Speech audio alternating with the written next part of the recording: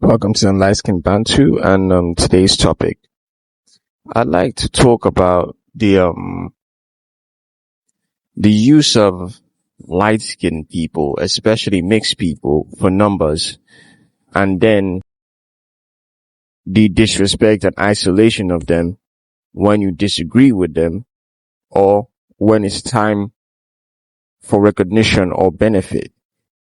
Now, I've said this repeatedly that I do not believe, particularly the light skinned mixed people, should identify as black. Now, light skinned people like me, probably we can identify as black because that's that's mostly what we know. But light skinned mixed people, I say, don't have to identify as black. And my advice going forward is that they shouldn't. And why is that they shouldn't is because they would suffer more so than even light skins like myself. Let me break it down. They know that fundamentally you guys have white parents, or even in some cases white grandparents and all that stuff. They know that. They know you're mixed. Now, people like me are an admixture. I'm not exactly directly mixed. Probably I have light-skinned members in my family like my mother and my grandfather and all these people, but we don't even know where the mixture came from. So we are what we call an admixture. We're not a mixture. We're not a direct mixture. Hence, we could still move within the black community in a way that we can be exactly called out. We're this for being light-skinned, but we can't be exactly called out. But why I say for biracials is bad and, multiracials is bad is because you will always be called out. You'll always be pushed out when it matters. Now, let me give you an example. For political reasons, you guys will be included in protests, in votes, in censuses.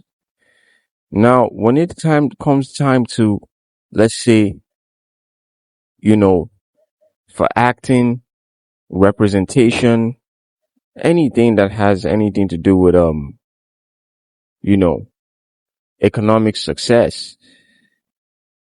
the black people start to compete with you or compete against you. Now, ask yourself this question. If they considered you black, quote unquote, why do they feel the need to say there is an erasure in black representation? And whenever they say there's an erasure in black representation, guess what they mean? They mean light-skinned people. They mean mixed people. They mean biracial people. Yeah. And the interesting part about this so-called erasure is that there isn't any. In fact, let me just say this. They never complain when dark-skinned people play light-skinned people in history. But let a light-skinned person just get a role in a similar situation and hear the hollering on social media. Let me give you an example. Malcolm X, right? We all know Malcolm X is a light-skinned man. Not just a light-skinned man. He's what you would call a mixed guy. Because his mom is biracial. Alright? Although Malcolm never claimed his white side. And of course, he didn't feel the need to because of the history behind it. He wasn't a dark-skinned black man. Well, guess who played Malcolm X? Denzel Washington, a dark-skinned black man. Now, I love Washington. I got no problem. But you see that there was no complaint in the representation of a light-skinned black man or a mixed black man in history being represented by a dark-skinned black man. Like I said, they will happily claim your wins. They will happily add you to the census. But one thing is that when it comes to competition, they will bear their fangs at you.